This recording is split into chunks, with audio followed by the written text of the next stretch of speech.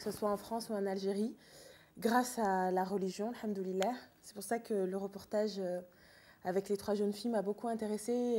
Elle me rappelle un peu moi il y a quelques années. Et non, vraiment, alhamdoulilah. Et que signifie pour vous le mot intégration? Parce qu'on parle souvent ici en France de l'intégration. Que signifie pour vous ce mot? Bien, c'est une bonne question. Pour moi, intégration, ça veut dire pouvoir vivre ma double culture sans avoir besoin de me justifier auprès de la communauté française du droit d'appartenir à 2 pays. Je crois que c'est vraiment, en tous les cas, en ce qui me concerne, la définition du mot intégration.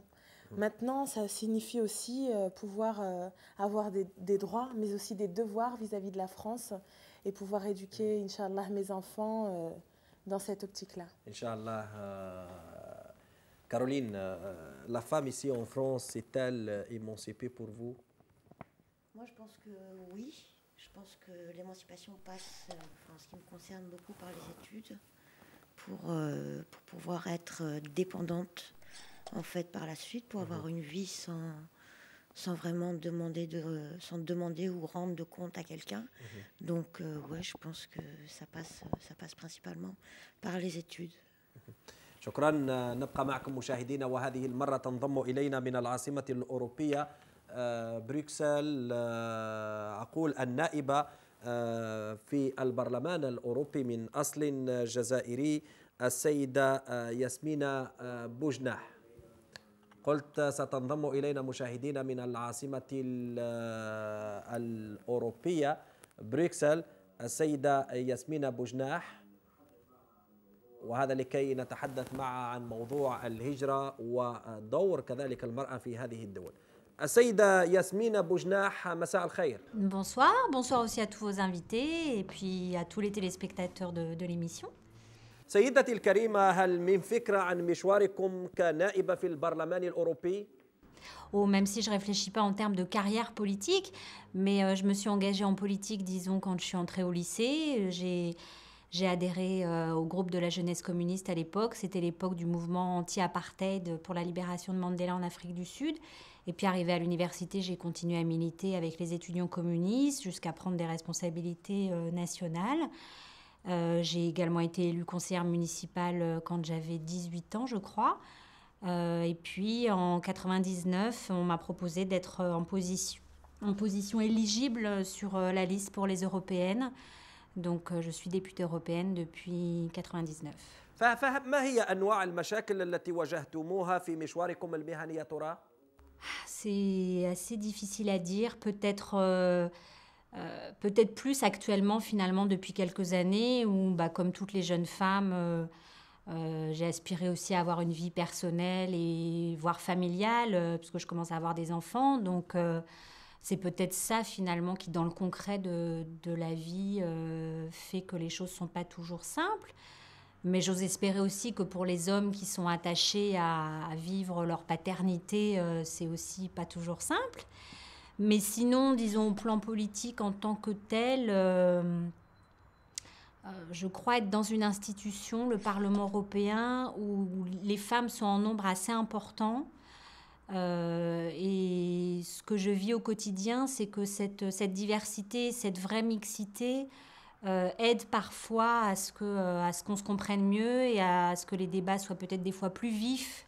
Je ne dis pas que les hommes ont tous toujours la langue de bois, mais non, en tout cas, j'ai jamais vraiment vécu de moment où être une femme a été un obstacle. C'est peut-être une question de génération aussi.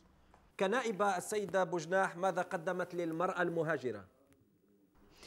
D'abord, j'essaye de ne pas faire moi toute seule pour les femmes issues de l'immigration, mais j'estime qu'être élue aujourd'hui, à quelque niveau que ce soit, c'est permettre aux hommes et aux femmes, en l'occurrence, d'être au courant de ce qui se passe dans les institutions pour s'engager, pour participer. Donc, j'essaye de faire circuler l'information qui les concerne. Mais très concrètement, je suis assez souvent sollicitée également par des femmes qui rencontrent des problèmes très précis. Je pense aux questions de carte de séjour, d'accueil en France, parfois de harcèlement. Voilà, c'est des choses à la fois qui peuvent être très concrètes, très personnelles, et puis aussi de participer à des initiatives plus importantes. ما هي نظرة السيدة النائبة للسياسة الأوروبية المنتهجة نحو الأجانب يا ترى؟ Malheureusement, un sens très négatif et très inquiétant, parce que je pense qu'aujourd'hui l'Europe est en train de se constituer en une forteresse. Elle veut fermer ses frontières, ou du moins les entrouvrir pour une migration légale, comme ils disent, mais qui serait au seul bénéfice d'intérêts économiques européens finalement. Donc je pense que tout ça est très dangereux, très inhumain. On le voit avec les ravages que cette forteresse entraîne. Je pense aux gens qui malheureusement se noient en mer Méditerranée ou autre. Et puis, en plus, je crois que c'est illusoire comme perspective, parce que tout prouve que finalement, plus on ferme les frontières et plus l'immigration dite clandestine progresse dans des conditions absolument insupportables. Donc je suis non seulement très critique, mais à l'image de ce que Kofi Annan, le secrétaire général de l'ONU, a dit il y a quelque temps devant le Parlement européen lui-même, où il a appelé l'Europe à au contraire regarder les pays du Sud avec un autre œil et à parler immigration de manière positive. Ben, à cette image-là, je pense vraiment qu'il faut que la politique européenne change profondément. السيدة بوجناح ما هي علاقتك يعني مع الجزائر votre rapport avec l'Algérie Un rapport très affectif évidemment, puisque j'ai une grande partie de ma famille qui y vit. Un rapport aussi professionnel, puisque j'ai eu l'occasion de m'y rendre plusieurs fois dans des délégations officielles du Parlement européen. Un rapport aussi universitaire, puisque j'ai effectué des recherches universitaires sur l'économie algérienne. Donc non seulement je m'intéresse beaucoup à ce pays, mais ce qui s'y passe me touche profondément. هل من رسالة السيدة بوجناح لضيوفنا هنا بالبلاطو أو إلى كل نساء العالم؟ سيدة بوجناح هل تسمعني؟ Mon message, c'est d'abord une très bonne fête, parce que je pense que c'est tous les jours qu'on devrait fêter les femmes et les hommes aussi, mais bon, en particulier ce jour-là. Donc très bonne fête à toutes celles qui nous regardent.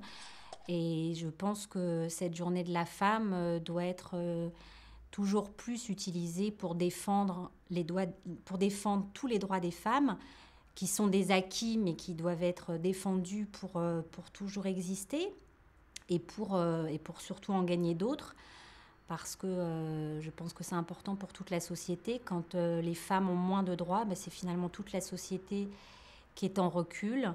Donc on dit que la femme est l'avenir de l'homme, il faut le vivre au quotidien et le concrétiser.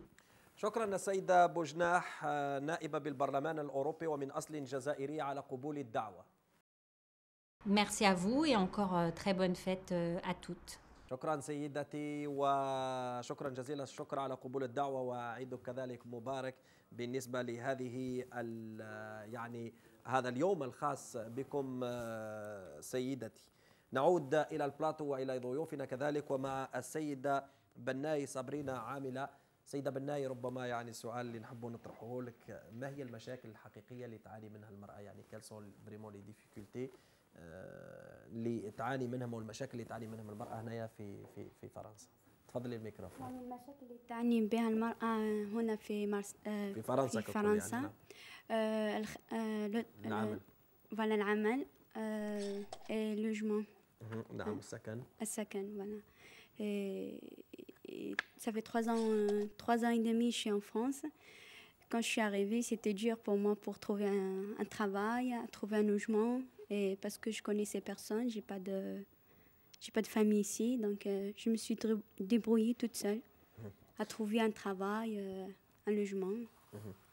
Quelles sont les difficultés, Madame Nassira Benmaghniya, qu'une femme maghrébine peut rencontrer ici en France? Est-ce que c'est les mêmes qu'on a entendu maintenant? Pour la femme maghrébine, qu'elle soit issue de l'immigration ou primo-arrivante, je crois que là-dessus, les problèmes sont d'ordre socio et économique. Ce sont des problèmes, je crois aussi, de tout citoyen français. Ce sont des problèmes d'emploi, de logement, de sécurité, d'éducation, voilà. malheureusement, les choses ne vont pas s'améliorant et le combat reste à mener au quotidien. نبقى بعدما نتحدث على نضال فنتابع نضال المرأة من أصل جزائري في حكومة رئيس الحكومة جون بيير رافاران السيدة توكيا صيفي. هذه الوزيرة المنتدبة لدى رئيس الحكومة والمكلفة بالتنمية الدائمة. كلكم ربما يعرف السيدة توكيا صيفي ماتر. Vous la connaissez bien, madame? Tout à fait, nous avons suivi de près cette nomination qui a été très médiatique et nous en sommes très fiers. Et je souhaite donc à notre ministre des années donc dans ce cabinet avec des missions qui sont très riches pour elle et qui ont un impact sur la communauté. Cependant, en tant que juriste, je suis pour le principe d'égalité de traitement. Est-ce que vous connaissez son parcours? Oui, tout à fait, puisque bon, la presse en a fait écho et donc nous sommes très honorés parce que c'est quelqu'un qui a milité dans le milieu associatif et aujourd'hui, j'en suis plus que ravie. Et cependant, je souhaite surtout qu'il... C'est la première ministre issue de l'immigration au gouvernement Raffarin depuis l'indépendance de l'Algérie. راح نتبع هذا مشاهدينا. C'est une exclusivité pour l'émission Sans Visa. راح نشاهد كل هذا قلت هو سبق يعني نتبع مشوار حياة هذه الوزيرة المنتدبة لدى رئيس الحكومة اللي أعطتنا الضوء الأخضر لكي نسجل مع هذا البورتري الخاص في الإليزي في كذلك البرلمان في كذلك مجلس الشيوخ حتى يعني في بيتها يعني مع أمها ومع خواتها كذلك. فبورتري ثري وثري جدا ومن خلاله نعرف يعني مشوار هذه الوزيرة من أصل جزائري. نتابع هذا. Juin 2002, Chirac vient d'écraser Le Pen à la présidentielle. Une première dans un gouvernement français, 2 secrétaires d'État de culture musulmane, Amlaoui Mekachera aux anciens combattants et au développement durable, elle, veste beige, Tokia Saifi. La première femme issue de l'immigration maghrébine dans un gouvernement de la Ve République. Bonsoir, merci d'être avec nous. Discrimination positive, est-ce juste ou injuste? Nous en parlerons et nous en débattrons tout à l'heure avec Tokia Saifi. C'est ces enfants que vient de rencontrer Tokia Saifi. La ministre du Développement durable est venue à Bombay participer au forum social. Elle est la première femme ministre en France issue de l'immigration. Tokia Saifi est secrétaire d'État au développement durable. La secrétaire d'État au développement durable venue évaluer les moyens de prêt. Elle équivaut à 1 500 000 tonnes d'hydrocarbures. الأسماء الجزائرية المتواجدة بفرنسا تسير وفق ما يعرف بإذا غامرت في شرف مروم فلا تقنع بما دون النجوم. فبعد زين الدين زيدان في كرة القدم، هذه توكيا صيفي إحدى الأدمغة الفرنسية من أصل جزائري المتميزة في حكومة رافاران وأول وزيرة من أصل عربي بفرنسا. Il faut savoir que moi je n'ai pas fait une carrière politique classique. Je viens du monde associatif. Donc je me suis engagée après la Marche des Beurs, donc en 1983. J'ai décidé de militer dans une association parce que j'étais très mal à l'aise du discours qui se tenait. Et c'était 1983 a vu aussi l'émergence du Front national aux élections municipales. Donc à ce moment-là, je me suis engagée dans l'association France Plus. Puis j'ai fait, au bout de quelques années, ma propre association qui s'appelle Espace Intégration. Et nous avons mis en place un certain nombre d'outils, d'instruments pour encourager à l'intégration des jeunes issus d'immigration. فدور المرأة الجزائرية هنا بفرنسا لا يقل أهمية عن دورها في الجزائر. فتوكيا صيفي هي واحدة من اللائي يحافظن على العلاقة المباشرة مع المواطن والمجتمع.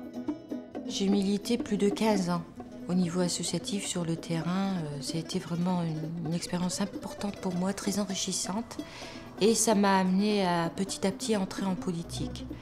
Et j'ai eu la chance en 1999 d'être sur la liste européenne donc de RPR, démocratie libérale, menée par Nicolas Sarkozy et Alain Madelin. Et j'ai eu cette chance d'être placée en très bonne position, en 8e position, donc avec la certitude d'être élue. Ce n'est pas évident. L'émergence à un haut niveau, vous savez, le système politique est plutôt fermé. Et quand on est jeune, on est femme, on est issu d'immigration, c'était quand même une belle opportunité pour moi. Et je suis restée 3 ans au Parlement européen et j'ai eu la chance après les élections présidentielles, que le président de la République et le Premier ministre Jean-Pierre Raffarin m'appellent au gouvernement.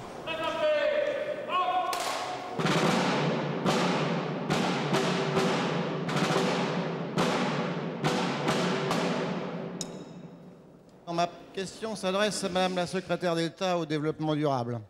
Les Français sont sensibilisés et c'est dans ce contexte que le Premier ministre a réuni il y a quelques jours un séminaire réunissant l'ensemble des ministres du gouvernement. Et vous avez été chargée, Madame la secrétaire d'État, de donner l'impulsion et de coordonner l'action du gouvernement dans ce domaine. Alors, je voudrais que vous informiez la représentation nationale des décisions qui ont été prises à cette occasion. Merci, mon cher collègue. La parole est Madame Tokia Saïfi.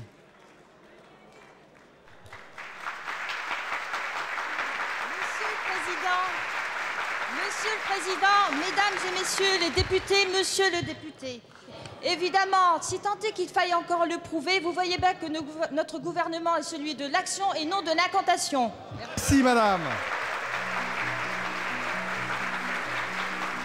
Le président de la République et le Premier ministre ont pensé à moi pour le développement durable parce que c'était pour eux un sujet d'avenir et qui ne pouvait être porté selon ce qu'ils pensaient que par quelqu'un qui arrivait, quelqu'un de jeune, quelqu'un qui pouvait expliquer les choses et quelqu'un qui venait du terrain. Ils se sont dit, bon, Tokia Saïfi vient du monde associatif, elle a le langage de terrain, et en plus elle représente une nouvelle génération de politiques, donc c'est un poste qu'ils ont voulu me confier avec cette priorité. La parole est à Madame Tokia Saïfi, secrétaire d'État au développement durable. Vous avez la parole, Madame la ministre. Il est vrai, Monsieur le Sénateur, qu'il faut remonter, sans doute, à près de 30 ans, en 1975, pour retrouver un épisode de gel aussi intensif et aussi large dans ses effets. Ma mission me passionne, vraiment, j'ai un portefeuille qui est passionnant. J'ai eu une activité internationale très intéressante. J'ai fait beaucoup de pays et j'ai eu la fierté d'aller représenter la France dans beaucoup de réunions internationales. Et ce qui m'a beaucoup émue, c'est l'accueil que j'ai. Les gens sont très fiers de m'accueillir, savoir que je représente le président de la République, que je viens au nom de Jacques Chirac, au nom du Premier ministre, voient dans ma personne un signe d'ouverture et de tolérance de la France. فمن وزارة التنمية الدائمة وعلى متن هذه السيارة الحكومية الرسمية تابعنا رحلة الوزيرة ورافقتها فرقتنا إلى قصر الإليزي لحضور الاجتماع الوزاري الأسبوعي. Alors le Conseil des ministres se tient tous les mercredis matins. Au Palais de l'Élysée, nous réunissons, nous patientons entre ministres parce qu'il y a toujours un entretien préalable entre le Premier ministre et le Président de la République. Nous sommes dans une salle à côté, et l'huissier vient nous chercher quand le Premier ministre et le Président de la République sont prêts à descendre. Madame la ministre, vous évoquez souvent des sujets d'actualité ou bien des sujets à caractère général? En fait, le Conseil des ministres est très institutionnel, ne prend pas la parole qu'il veut, c'est prévu longtemps à l'avance. C'est le Président de la République qui peut nous interroger sur un déplacement que nous avons fait au niveau international. À ce moment-là, il nous donne, lui, la parole. Mais nous ne prenons pas la parole pour évoquer des sujets d'actualité. Ce n'est pas le lieu du Conseil des ministres que d'évoquer les sujets d'actualité. نحن هنا في قصر الإليزي وكل الطاقم الحكومي الآن هو مجتمع مع رئيس الحكومة جون بيير رافاران وكذلك الرئيس الفرنسي جاك شيراك. ننتظر خروج الوزيرة من أصل جزائري توكيا سايفي لكي نواصل معها هذه الرحلة.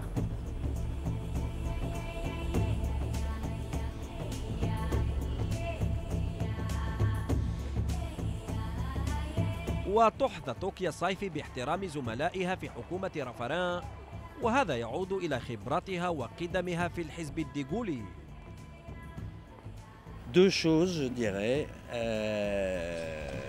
fraîcheur et grand professionnalisme. Madame Saifi est une fille formidable. C'est une fille formidable que j'aime beaucoup et pour qui j'ai beaucoup de respect. J'ai la chance de la connaître depuis de nombreuses années. Nous sommes collègues maintenant au gouvernement. Elle a une personnalité assez exceptionnelle. D'abord, elle fait œuvre d'une volonté, d'une détermination extraordinaire. Elle est très engagée pour ses convictions. Et c'est une ministre qui, au gouvernement, fait un travail formidable sur des dossiers qui sont très difficiles. C'est une femme qui est talente, qui connaît bien ses dossiers, qui est une femme de terrain. Elle sait donc de quoi elle parle. C'est une femme qui travaille vraiment et qui a tout à fait le sens des responsabilités.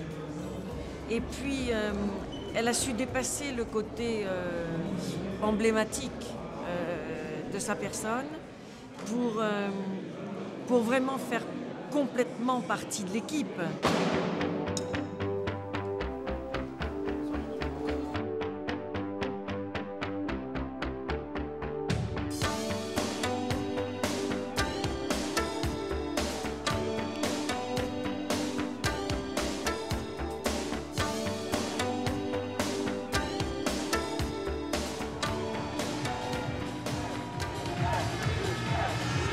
ولم تحظى الوزيرة باحترام زملائها فحسب، بل تحتل مكانة خاصة في قلوب المناضلين في حزب اليمين وشعبية كذلك، وهذا ما لمسناه خلال المؤتمر السنوي لحزب اليمين.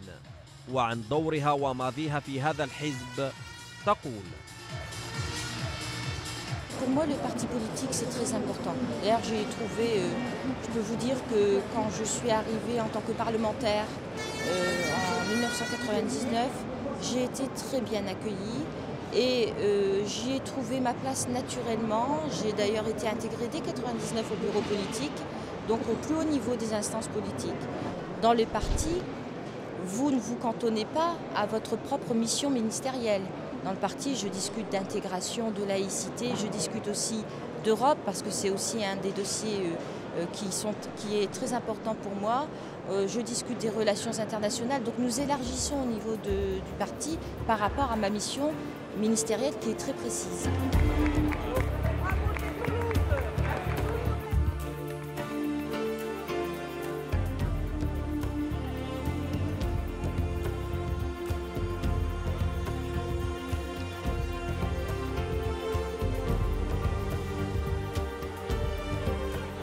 Je reçois encore aujourd'hui et j'aide des dossiers de femmes et d'hommes.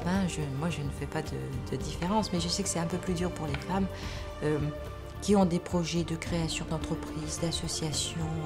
Je garde évidemment un œil sur leur parcours. J'essaie d'aider là où je peux.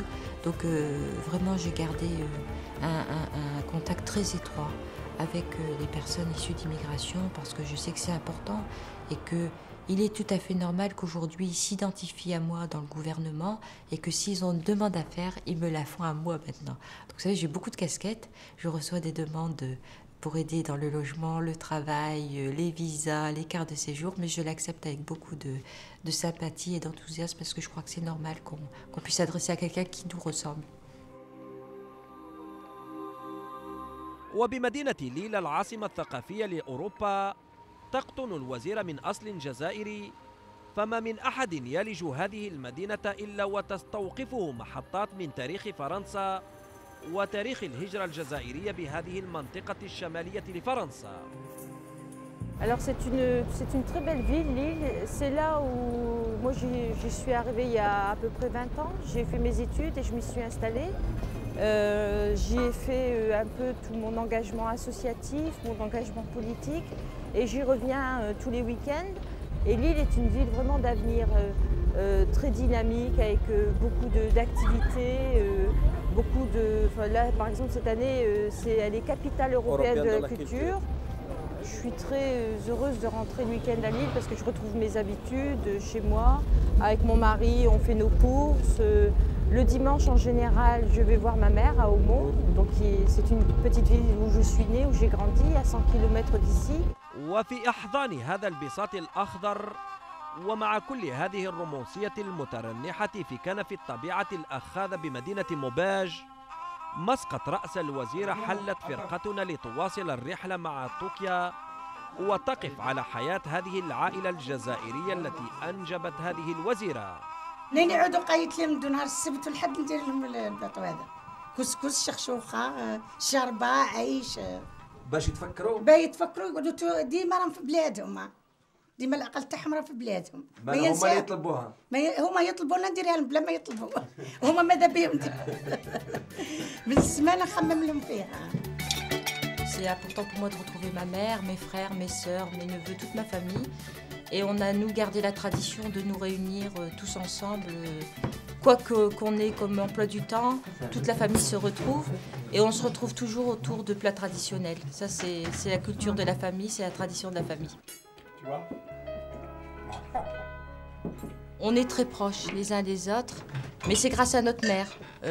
C'est vrai que notre père, il est décédé, on était assez jeunes, hein, il est décédé. Mon père est décédé en 1973, donc le dernier, Salim, il avait que 4 ans. Et maman, elle a été très courageuse parce que, bon, c'est dur hein, de perdre son mari, et nous, c'était très dur pour nous de perdre notre père. Mais en même temps, c'est grâce à elle qu'on s'en est sorti parce qu'elle a dit on va se battre. Et bon, voilà, c'est elle qui nous a toujours encouragés et c'est elle qui nous a donné cet esprit de solidarité. Et encore aujourd'hui, pour nous, c'est naturel d'être ensemble. C'est naturel de se téléphoner régulièrement, de s'échanger. Et quand il y a un membre de la famille qui a besoin de l'autre, c'est normal qu'on soit présente. Oui. وحتى يمتد حبل التواصل فإن العائلة تتابع مستجدات الوطن عن طريق التلفزة الجزائرية. وعن ماضي هذه العائلة الجزائرية في هذه المدينة الفرنسية تقول السيدة صيفي. الوقت اللي جيت أنا عندي ذاك 52 سنة، كي جا راجلي الله يرحمه كان خدام هنا. كي كان خدام لهنا ما خطبني تماتي كنت في الجزائر. الولاد كل جبتهم لهنايا، جيت هنا هو كان يخدم وانا قاعده في الدار وحدي حتى يخرج ما نشوف حتى واحده. ذاك الوقت العرب ما كانش بزاف، كي ما كانش بزاف حتى نيجي باه يحل عليا الباب ولا يصرف ولا ما نشوف حتى واحده. يجي هو نخرج انا وياه. ذاك الوقت كانت العرب بزاف وكان القاشي وكان نخرج انا وياه من الليل لليل نخرجوا نحوسوا ولا نجوا الاخرين ابن عمنا هنا ولا بصح نخرج ديما هكذاك والله وحدي قررنا وياه تماتي. Moi, je me souviens de la dureté de la vie. Hein. C'était pas facile pour mes parents. Mon père, il a travaillé dans une usine pendant 20 ans, du matin jusqu'au soir, de façon très dure. Et il n'a rien vu de la vie. Il est mort, malheureusement, après 20 ans de travail. Il est reparti dans un cercueil en Algérie. Donc, il a rien profité.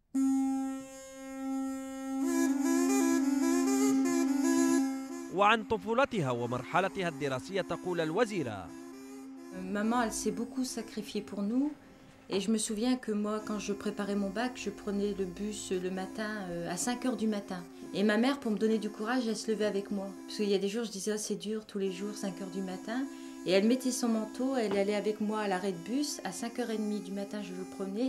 Et elle restait jusqu'à temps que le bus parte. Et à chaque fois, elle me disait, parce que c'est pour te donner du courage, pour garder le courage d'aller à l'école, etc. ما تشيش بعد ياسر بكري في الصقوره ما تشيش بعد توجور ماذا بيقل هنا في الجوايه تحبش تبعد بزاف بنروح معاها اللاري تاع البيس حتى نتركب تجي البيس الاخرى تزها وتروحوا باش نولينا للدار سانكورا نمدي متى وانا لبرا. Le souvenir que j'ai d'elle, c'est qu'elle était toujours en train de lire. Et dès qu'elle pouvait ici, elle lisait énormément. Puis elle avait toujours ce rôle de médiateur dans la famille parce que on était Allah Ibarak, une famille nombreuse, on était 10 enfants. Et 10 enfants, bon, ça se chamaille souvent un petit peu. Puis elle jouait toujours ce rôle de médiateur entre nous, dire qu'elle conciliait les uns avec les autres. C'est l'image que j'ai d'elle. وعن خبر انضمام تركيا ضمن طاقم حكومة رفرة تسرد لنا الوزيرة والأم حيثيات هذه الذكرى التي تبقى راسخة في ذهنها. Jean-Pierre Raffarin a été nommé par Jacques Chirac le lundi. Et donc le mardi, j'avais une commission parlementaire à Bruxelles. Donc